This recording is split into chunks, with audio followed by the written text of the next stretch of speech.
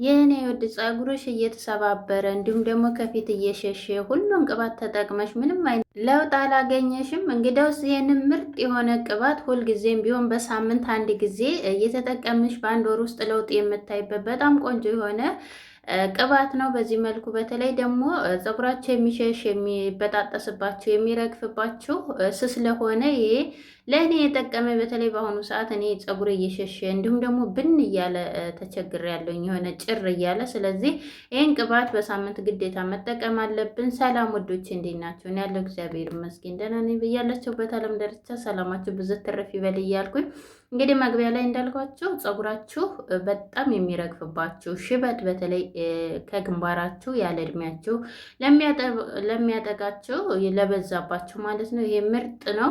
ዛሬ እንግዲህ ምርጥ የሆነ የዝንጅብልና የቀይ ሽንኩርት ቅባት በዚህ መልኩ ብትጠቀሙት ያለ ምንም ሽታውን እንዴት እንደምናጠፋውን በዛውም ማሳያችኋለሁ። እናንተ ግን ቪዲዮን ላይክ እያደረጋችሁ ሸር እያደረጋችሁ ቪዲዮን እስከ መጨረሻው ተከታተሉ። እዚህ ጋር እንግዲህ በመጀመሪያ አንድ ራስ ቀይ ሽንኩርት ተጠቅም ያለው ቀይ ሽንኩርት ለማንኛውም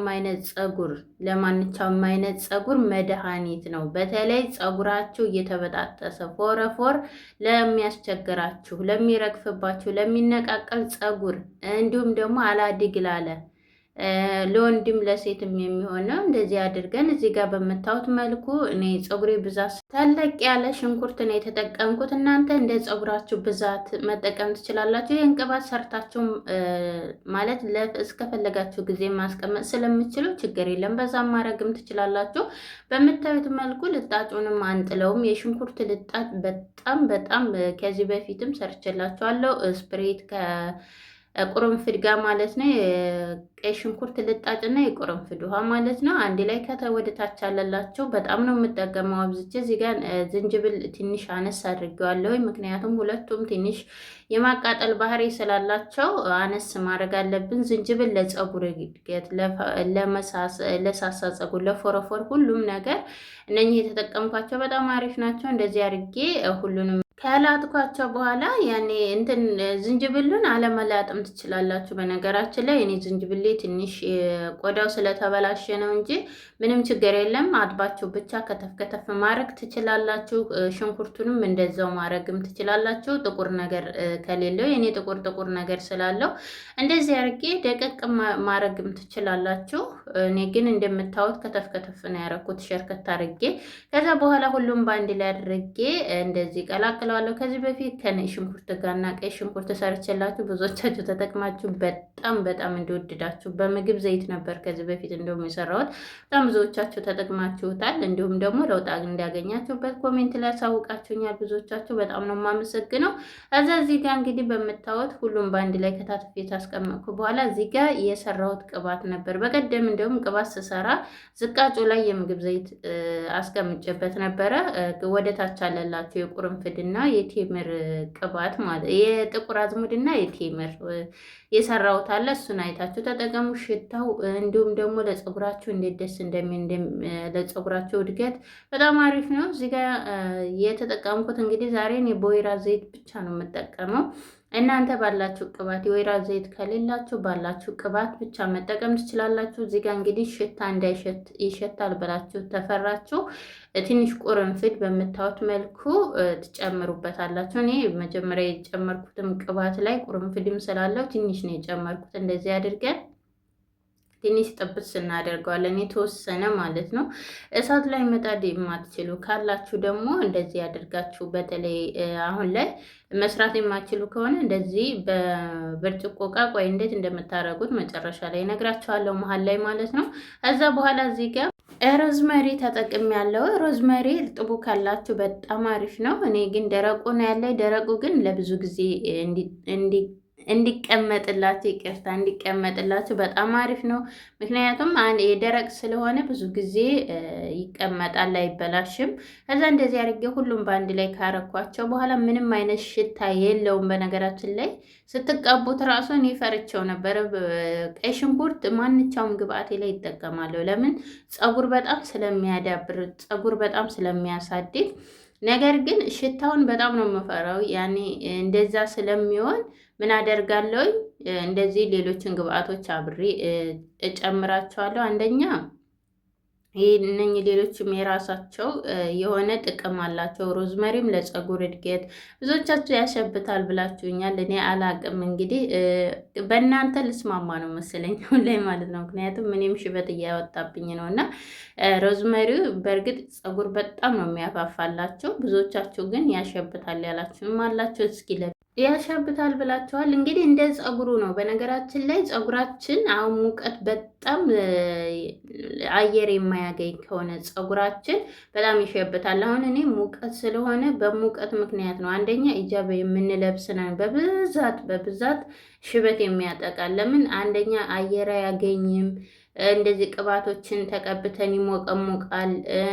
በቃ ሙቀት አለ ሁሉ ነገር ያያ ነገር ሲሆን ፀጉራችን እንዲሁም ደግሞ በሞቀ ውሃ የምንታጠብ ከሆነ ወዲያውኑ ይሸብታል ያለ እድሜያችን ማለት ነው። እኔ እሱ ነው በሙቀት ምክንያት ነው የመጣው እና እንደ ፀጉራችን ብዙዎች ይጠቀሙታል። ግን እንደ ፀጉራችን የፀጉራችን አይነት ይወስነዋል። ሙቀት ያለበትና ሙቀት የማይስማማው ብዙ ጊዜ ንዴት የምናበዛ ከሆነ ያያ በጣም ነው የሚያሸብተን ማለት ነው። እኔ ከሱ አንዱ ስለሆንኩኝ ነው መሰለኝ ትንሽ ከፊት ለፊቴ ነው በጣም እንጂ ከመሀል ምንም አይነት የለኝም። ከዛ በኋላ እዚህ ጋር አንዴ ገንፈል ሲልልን እንደምታዩት ወደ ላይ ሲወጣ ይበቃዋል፣ በቂው ነው። ምክንያቱም ወዲያውኑ ስለማናጠላው ስለምናስቀምጠው እንደዚህ አድርጌ ስቲም ታደረግኩ በኋላ አንደኛ እንዳይቃጠልብኝ ደረቅ ነኮቹ ይቃጠላሉ። ሁለተኛ ደረጃ ደግሞ የወይራ ዘይት እሳት ላይ ብዙ ጊዜ ተቆየ ጥቅሙ ተኖ ስለሚወጣ ስለሚጨስ እንደዚህ የተወሰነ ብቻ ነው እንደዚህ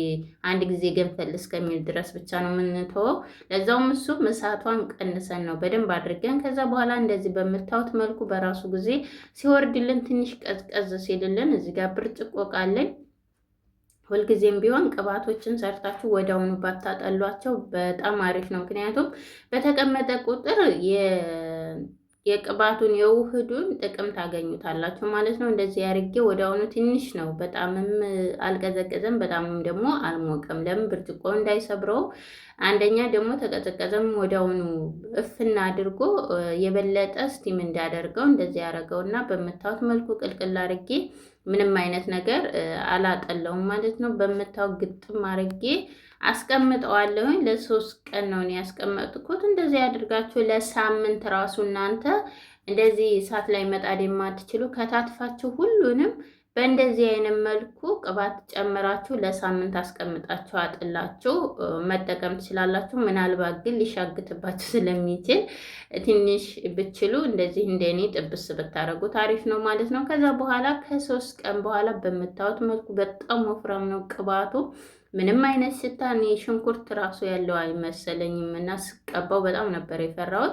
በምታዩት መልኩ እንደዚህ ሽንኩርቱን ደግሞ በጣም የሆነ ትልልቅ አርጌ ስለከተፍኩት እዚህ ጋር በአንድ እጄ ካሜራ ይዤ ስለነበር ለመጫን እንትን አላልኩም። ጫን እያላችሁ ቅባት ስለሚኖረው በደንብ አጥሉት ማለት ነው። በማንኪያ ከላይ አድርጋችሁ በደንብ አድርጋችሁ በምታዩት መልኩ እንደዚህ ጥርት ያለ ቅባት ሆኖልኛል።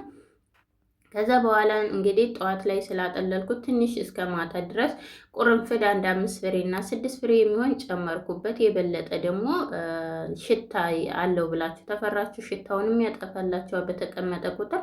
አንደኛም ደግሞ የቁርንፍድ ለፀጉራችን በጣም አሪፍ ስለሆነ እዚህ ጋር እንግዲህ በምታዩት መልኩ ፀጉሬ ብስቁልቁል ብሏል። ምን እንደሆነ አላውቅም። የሆነ ድካምም አለ። ድካም በተለይ ድክም ሲላችሁ በአሁኑ ሰዓት ስራ ስለሚበዛ አላቅም ድክምክም ነው የሚላችሁ እና በዛ ሰዓት ፀጉራችሁን ብስቁልቁል ነው የሚለው፣ ይደርቅባችኋል። ስለዚህ እኔ አሁን ፀጉሬ በጣም ነው የደረቀው ድካም ስላለ በምታዩት መልኩ። ነገር ግን በጣም ነበር የደከመኝ እንደምታዩት ፊቴ ያስታውቃል። ግን እዚህ ጋር እንግዲህ በምታዩት አጠለውና ይቅርታ በመቀበያ ላይ ያደርገውና በደንብ አድርጌ ስሩን ማለት ነው። በደንብ አድርጋችሁ ተቀቡት። ራስ ነው የሚያደርጋችሁ። ይህንን ተቀብታችሁ በተለይ ለ1 ሰዓት ከዛ በላይ ማቆይታችሁ በደንብ አድርጋችሁ የሽንኩርት ውሃ ራሱ ብትጠቀሙ አሪፍ ነው። እሱን ደግሞ በሌላ ጊዜ ጾሙ ሲያልቅ እሰራላችኋለሁ። ምክንያቱም የሽንኩርት ውሃ ስንሰራ ትንሽ ሽታው ስለሚያስቸግር ማለት ነው። በደንብ አድርገን እንደዚህ በደንብ አድርገን ቆዳችን ነው መጠቀም ያለብን። በተለይ ከፊት ለፊታችሁ እንዳልኳቸው ያለ እድሜ የወጣ ሽበትን ቀይ ሽንኩርት ደም የመነቃቃት ባህሪ ስላለው ያንን ደማችን ስለሚነቃቃ ስለሚዘዋወር ሁሉም ጋር ስለሚያዳርስልን ፀጉራችን ያድጋል። የማቃጠል ባህሪ ስላለው ማለት ነው። እንደገናም ደግሞ ሽበታችንንም ይቀንስልናል። በምታዩት መልኩ እንደዚህ እየከፈልኩ ያያችሁትን ቅባት በደንብ አድርጌ ማስያጅ አድርጌ በደንብ ጨርሼ ነው የተቀባሁት። ምክንያቱም ፀጉሬ በጣም ስለደረቀ እንዲሁም ደግሞ የራስ ቅላችን ሲደርቅም በዛውም በጣም ራስ ምታት ነው።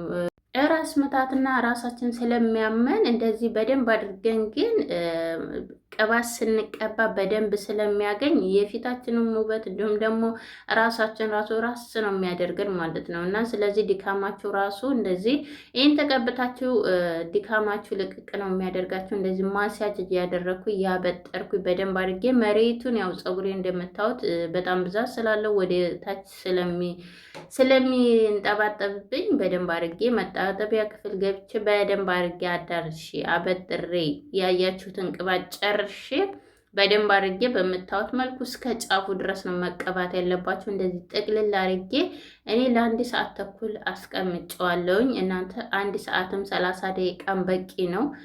2 ሰዓት ከዛ በላይ ባታቆዩ ታሪፍ ነው። ምክንያቱም ሽንኩርቱም ዝንጅብሉም የመቃጠል ባህሪ ስላለው እንትን እንዳይላችሁ ማለት ነው፣ ቆዳችሁን እንዳይነካችሁ። የዛሬ ቪዲዮ ይህንን ይመስላል። ቪዲዮን ተወደዳችሁት ላይክ፣ ሰብስክራይብ ማድረግ አትርሱ። ቀሪውን